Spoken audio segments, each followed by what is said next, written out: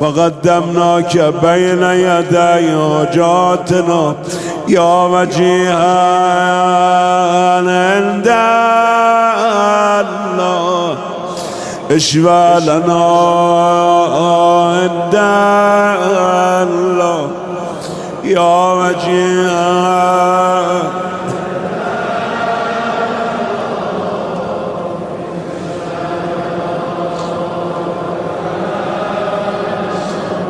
يا أبا جعفر يا محمد بن علي أيها التقي الجواد يا ابن رسول الله يا حجة الله على خلقه يا سيدنا ومولانا إنا توجهنا واستشفعنا